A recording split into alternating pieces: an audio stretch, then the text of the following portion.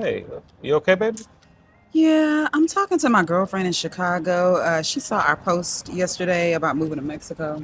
She ready to go. She's ready to go. She's ready to get her Mexican residency and leave? Well, she's just tired. She really wants us to tell her where to go. Okay, let's tell her the truth. Not the Instagram version, the spreadsheet version. Record numbers of Black Americans are leaving the United States. And if you're Black in America right now, this isn't just about inflation. It's about a constant level of social anxiety that drains your battery every single day. And that battery is not coming back in the country that drained it. But here's the question that lands next. And we've gotten this question a lot recently. Where should we go then? Africa, Europe, Latin America, Asia. Should I go where my ancestors came from? Where my dollar stretches the furthest? Where my kids and my kids' kids would actually be safe? Or, friend, where can we just exhale for the first time in our adult lives?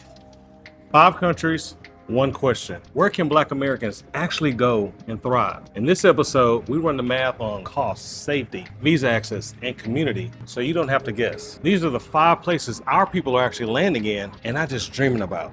The list might surprise you. One of them definitely will. Let's get into it. And small flex, y'all. Tristan built a spreadsheet for it. Capital S. He calls it Spread Keisha. Treats it like it's a person. She has feelings. 5 countries, 5 real scorecards, real safety data, real 2026 cost of living math, not just 2019 blog posts. And at the end of this, a section nobody else on YouTube is putting on camera. We call it the anti-colonizer code. You don't want to miss this one, friend. And if you're already typing, isn't this just gentrification in the comments? Take a deep breath. CC is about to answer that next for you. Friend, I want to be straight with you for a minute. If Portugal had won the math, we'd be telling you about Portugal. If Costa Rica won, we'd be in San Jose right now. But Mexico worked out for our family. The Geo-Arbitrage calculator's job is to tell you how it could work for yours. Remember, informed decisions, not influenced ones. 5 countries, 5 scorecards, real data. Pull up a chair, fam. Let's get into it if we're going to get into it. Welcome to The Real on Relocating Abroad. Friends, sip your tea or tequila. We are going to be okay because we have options. I'm CC Sutton, PHR-certified. Over a decade as a Fortune 500 corporate recruiter. I was the gatekeeper. Now, I work for you. 1 beautiful year living in Puerto Vallarta. Not visiting, but home. Hola, I'm Tristan, CC's husband, relocation strategist and co-founder. And for the record, spreadsheet operator. And together, we've walked over 100 Black American professionals and families through this exact decision. And today, we walk you through it. But before we walk through the 5 countries, I want to talk to you about why. Because this is not just one reason. First reason, the cost of living. Eggs went from $3 to $5.50 in 18 months, child. Reason 2, generational wealth math. The median Black household has 15 cents of wealth for every dollar a white household has. That number hasn't moved significantly in 50 years. Moving abroad is one of the only legal ways to compress that timeline in our lifetime that doesn't involve a trap house. Reason 3, the racial fatigue. The emotional tax, that low-level hum of anxiety, the exhaustion of being Black before the workday even starts. Some of you just exhaled. I heard it. And reason 4, the political climate. We don't even need to elaborate. You're here because you're feeling it too. Now, before I show you the data, let me show you how we built it. Some of the other expat ranking videos on YouTube are typically based on opinions. This video, based on research. Safety data, sourced from Global Peace Index, UN Office on Drugs and Crime, Numbeo, cost of living data, World Bank, Mexico Energy, verified expat report, US State Department estimates, plus interviews with Black Americans across these 5 countries. In other words, actual people with actual receipts, not just vibes. Out of all the research, 5 countries made the cut. The spreadsheet decided. The spreadsheet. 5 criteria per country. Safety, geo-arbitrage math, visa access, the Black community, and quality of life return. Same 5, every country, no favoritism. Screenshot that. He loves when y'all screenshot. I do. Look at the cost of living in the States though. The rising cost of healthcare, the cost of gas at the pump, The dollar that buys you a fast food breakfast in Houston can buy you a Tuesday brunch here in Puerto Vallarta, Mexico. A Tuesday brunch, y'all. I mean, it is a thing. Let's jump into the list of the 5 best countries for Black Americans to Blaxit to in 2026. First, let's look at the safety stats. Mérida, a Mexican city, 46 times safer than St. Louis. Kuala Lumpur is 13th on the Global Peace Index. The US is ranked 128th. Do with that information as you wish. The news cycle has been lying to you about which way the safety gradient runs. Next, you got Ghana, 61st on the Global Peace Index. Accra homicide rate, 1.9, significantly safer than any major US metro city. We've visited Africa 4 times, and every time you land, there's this energy that resonates in you that just says, home. The year of the return in 2019 was real, historic. Ghana invited the diaspora home, and people felt something. In Ghana, you're not the minority. You're not the other. You don't have to do all the code switching. The psychological freedom of moving through the world without that weight, for some of you, Ghana is the only answer to that ache. A comfortable lifestyle will cost you approximately $1,500 to $2,200 a month. Now, the cedi, Ghana's currency, is under a little pressure in 2026 though. Imported goods carry a premium, and there's no formal digital nomad visa. And friend, here's the part nobody wants to say out loud. The influx of diaspora dollars in Accra has driven prices up too. That's documented. We're coming back to that. It's the heart of the anti-colonizer code. Ghana is best for the person who wants to feel the connection to the motherland, and it's a non-negotiable for them. So it's not a no for Ghana, it's just a know what you're walking into. Now, take a breath, friend. Ghana is a feeling, Portugal is a math problem. Different country, different conversation. Ranked 7th on the Global Peace Index, Portugal is officially one of the top 10 safest nations in the entire world. To establish residency, you need a D7 visa, which requires around $9,000 to $10,000 annual passive income. It used to be a 5-year path to citizenship, but they just changed it to 10 years. Immigration laws are always changing across the globe, so don't wait too long. And friend, Lisbon's the one city in Europe where Cape Verdean, Angolan, and Mozambican families have been rooted for generations. So when you walk into a cafe and sit down, you're not the only one who looks like you. That matters more than the brochure makes it sound. Here's the 2026 reality. Housing costs in Lisbon have more than doubled since 2020. A comfortable lifestyle now costs around $2,500 to $3,500 a month. The affordable Lisbon era is most likely over. It's now best for passive income earners and retirees living off retirement income who want access to Europe.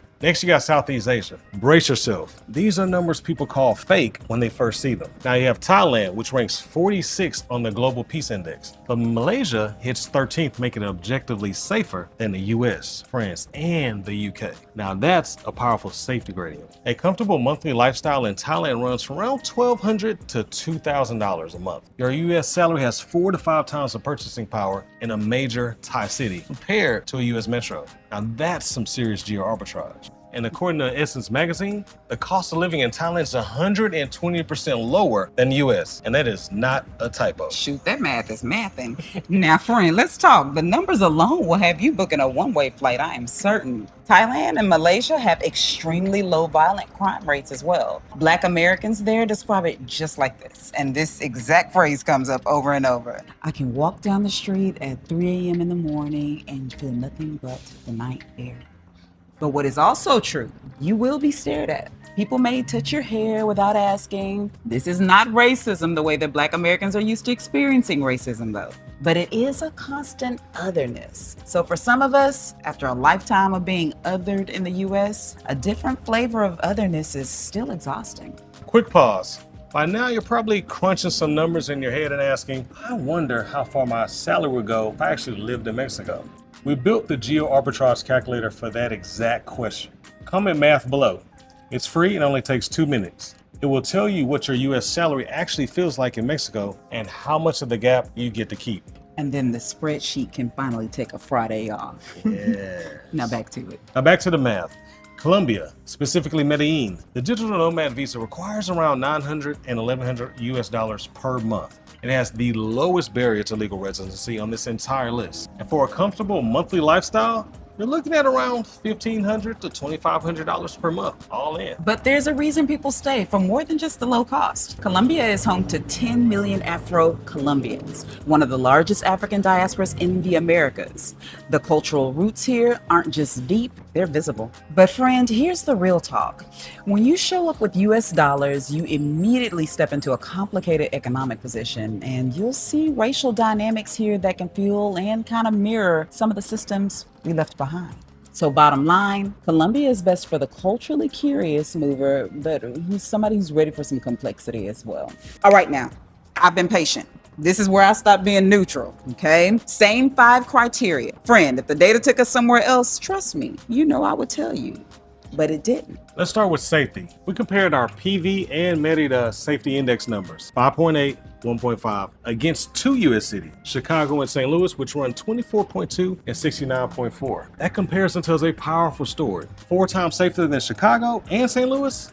That's not a feeling. That's a statistical fact and number. We walked the Malecon at 10 p.m. I moved through this city without the hypervigilance I carried in my body back in the U.S. Let's talk geo-arbitrage, or lifestyle arbitrage as we call it. For a comfortable living here in Puerto Vallarta, you're looking around $1,800 to $2,500 per month, all in. And check this out, a $70,000 remote income in PV generates a lifestyle of probably $180,000 of what you would get in the US. And for our friends in their 50s and 60s and 70s asking, can I retire in Mexico on Social Security? It's a resounding yes. Many of our clients are retirement eligible and looking for ways to make their golden year dollars stretch much further. The average Social Security benefit in 2026 is $2,100 a month. That alone covers your PV lifestyle with margin. Now for the visa, also known as your permission slip. You need temporary residency, which requires showing approximately $4,400 a month in verifiable income, or a one-time bank balance of around $74,000.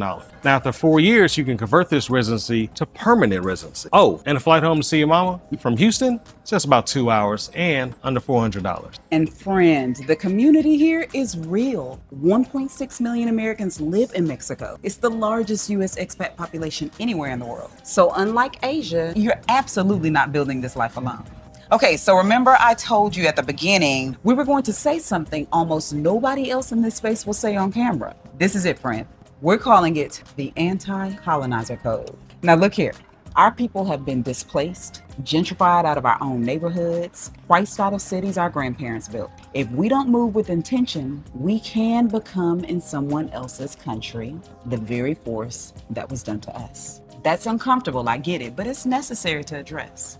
For example, in Accra, Ghana, diaspora dollars have driven land costs up. In Mexico City, neighborhood rent increases have been linked to the expat wave. In Oaxaca, signs reading "Oaxaca is not a commodity" are documented events. To be a better Blaxigrant or a global citizen, here are 7 principles that will make a positive impact in your new community. You'll want to save this clip and send it to anyone planning a move, regardless of their destination. 1, learn the language, not to impress people, but because it is the most powerful signal of respect you can offer a new community. 2, shop where locals shop. Your Mercado visit supports a family. Your Amazon Fresh order supports a warehouse in Kentucky. 3, rent before you buy. Buying property in expat-heavy areas drives up prices for local families. 4, know your economic footprint. The difference between a $950 apartment and a $2,500 apartment could be the potential difference between a local family having housing options and not. 5, build real relationships across cultures, not just with the expat community. Integration is not an aesthetic, it's a daily practice. 6, support local advocacy. Use your voice as a platform. You are not neutral. 7, move with humility, not entitlement. You are a guest in someone's home country. Bring your presence as a contribution, not as a demand. This is how the Blaxigrant movement gets defined. Let's show up like the people we know we are. So to close the scorecard, Ghana is ancestral healing versus infrastructure complexity. Portugal is a European passport, but is not as affordable as it once was. Now Thailand and Malaysia give you maximum geo-arbitrage, but you're a visible outsider. Colombia has a low visa barrier, but brings racial economic complexity. So, per the spreadsheet, Mexico takes the win with welcoming community, strong infrastructure, the biggest immigrant community, and quick direct flights home. The data does not lie. And the surprise we promised you at the top, Malaysia, number 13 on the Global Peace Index. Safer than France, safer than the UK. Tell that to whoever's been telling you the world is dangerous. Every country on this list is a real answer for the right person. Choose with information and not just inspiration, with clarity and not just frustration, and with a plan, not just a Pinterest board, friend.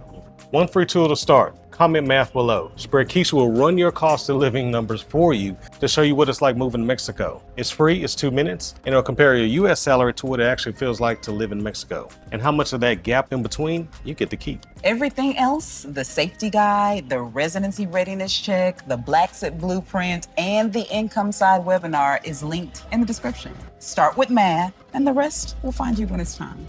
Now that we have our winner, do y'all want to see the spreadsheet? Cha, no, we have seen enough of that spreadsheet for today.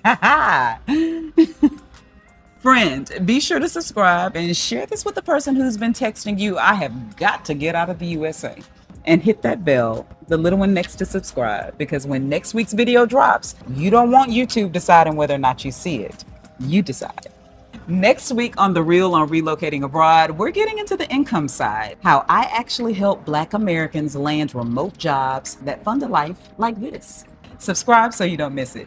And to my girlfriend in Chicago, and to whoever else just needed permission to look, drop a comment below once you've watched this episode. We see you. Follow freedom. Reside where you thrive.